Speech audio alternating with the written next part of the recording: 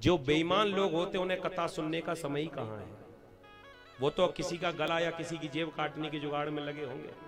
यहां तो केवल ईमानदार लोग ही आते हैं। लेकिन माताओं से भी निवेदन है कि अब कल से भीड़ और बढ़ेगी। भगवान के भजन में कभी कभी भाव नृत्य भी आपको आ जाएगा। भाव में कोई नाचने भी लगता है।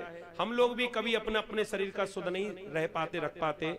तो माताओं से निवेदन है कि अगर आप चाहो तो आप अपने ये कीमती आभूषणों को पहनकर ही मत आना। भगवान ने सबके देख लिए, फोटो खिंच गए आप लोगों के। अब इनको वापस लॉकर में रख आना ग्वालियर, ठीक है जी। नहीं तो आपकी चैन कहीं चली गई तो अपना चैन चला जाएगा। उपाध्याय जी सोचेंगे अच्छी भागवत करवाई। तो आप लोगों से निवेदन है कि अपने कीमती हार, जितने आभूषण हैं, इनको जगह पर ही रखकर आना सुरक्षित, ठीक है जी। और हम कथा में सुनते, थोड़ी सी बात और रह गई 1 मिनट की, इसको सुन लो फिर पूरा यहां पर कथा का विराम होगा। हम लोग ये सुनते हैं कि सोने का मुकुट पहने थे और सीधा कली ने सिर पर ही सवार हो गया, सोने के मुकुट में प्रवेश कर गया। ऐसी कोई कथा नहीं है। ईमानदारी के सोने में कली वास नहीं कर सकता। और इनके बाबा के द्वारा दिया गया जो मुकुट था वो ईमानदारी का था। तो फिर इनकी बुद्धि कैसे घूमी।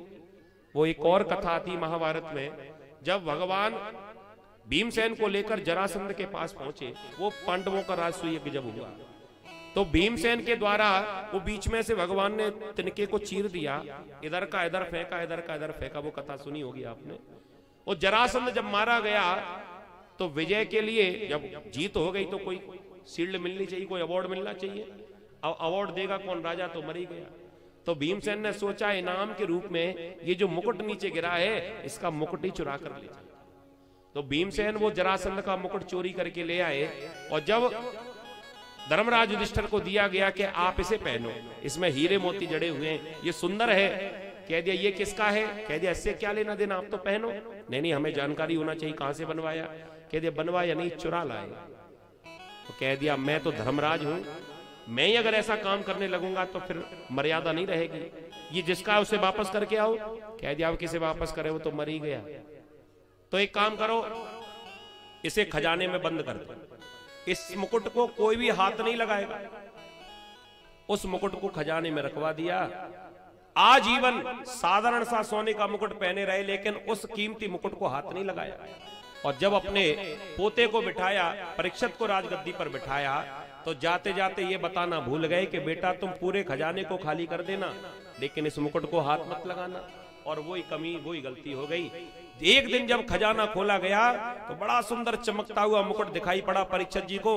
परीक्षित जी ने सोचा कि हमारे पूर्वजों का इतना सुंदर मुकुट और ये यहाँ पर पड़ा हुआ जंग खा रहा है, इसे तो हमें उपयोग में लाना चाहिए। अपने बाबा का मुकुट तो उतार दिया और वो चोरी का मुकुट अपने सिर पर पहन लिया। और चोरी के सोने में कलीवास करता है। सो बुद्धि खराब हो गई। आगे कथा आप लोग जानते हो, ज्यादा काय को कहलवाते हो। ऐसी बुद्धि भ्रमित हो गई, सो जंगल में गए और एक संत का अपमान कर दिया। बड़ी जोर की प्यास लगी, अगर जाते प्रणाम करते तो वहां पर जल भी मिलता, भोजन भी मिलता, लेकिन तपस्या करते हुए संत को देख लिया। कह दिया अच्छा हमें ढोंग दिखा रहा है, अभी पता चलता है तेरी तपस्या कैसी है। मरा हुआ सर्प पड़ा था, उस सर्प को उठाया, गले में डाल दिया और वहां से अभिमान के कारण राजा अपने महल में चले गए। इनके बेटा श्रृंगी ऋषि ने जब देखा मेरे पिता के गले में कोई मरा हुआ सर्प अभिमान के कारण डाल के गया है, और अंजलि में जल भरा और तुरंत श्राप दे दिया, इतलंगित मर्यादम तक्षक सप्तमे हनि। जिसने भी ये कार्य किया होगा 7वें दिन तक्षक नाग के डसने से उसकी मृत्यु हो जाएगी। समीक ऋषि को जब ये पता चला तो बहुत दुख हुआ। ब्राह्मण के द्वारा सूचना भेजी गई। परीक्षित जी महाराज ने अपना मुकुट उतार कर नीचे रखा।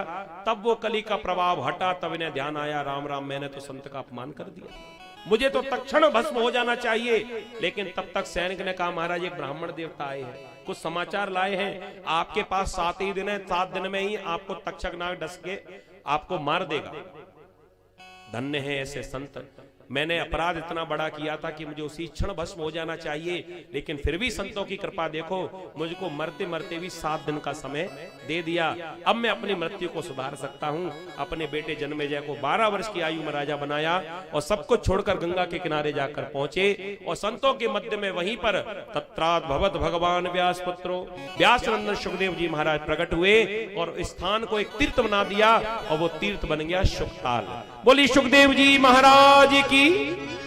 सुखदेव जी महाराज का पूजन किया, बिठाया और हाथ जोड़कर चरणों में बैठ गए कथा सुनने के लिए। यहां से परीक्षित जी को कथा सुखदेव जी महाराज ने सुनाई और परीक्षित जी ने पूछा म्रियमाण पुरुष को क्या करना चाहिए, जो मरने वाला हो 7 दिन में वो क्या करे। इस प्रश्न को सुनकर बड़े गदगद हो गए सुखदेव जी महाराज और कहा तुम्हारा प्रश्न बहुत सुंदर है, तुम्हारे प्रश्न को सुनकर हमारे मन में बड़ा आनंद हुआ, लेकिन तुम चिंता मत करो। चिंता न करो राजन, 7 दिन बाकी अभी, घड़ी पल में परलोक प्राप्त होता है। मेरा ये कथन है ऋषि सब साक्षी है, भागवत पुराण से कष्ट सब मिटता है। खटवांग से राजा का मोक्ष 2 घड़ी में हुआ, तेरा तो शरीर अभी 7 दिन रहता है। देखता हूं आज से 7वें दिन तुम्हारे लिए, मोक्ष मार्ग राम द्वार कैसे नहीं खुलता है। बोलिए भागवत भगवान की। तो यहां पर परीक्षित जी महाराज को कथा सुनाने लगे सुखदेव जी।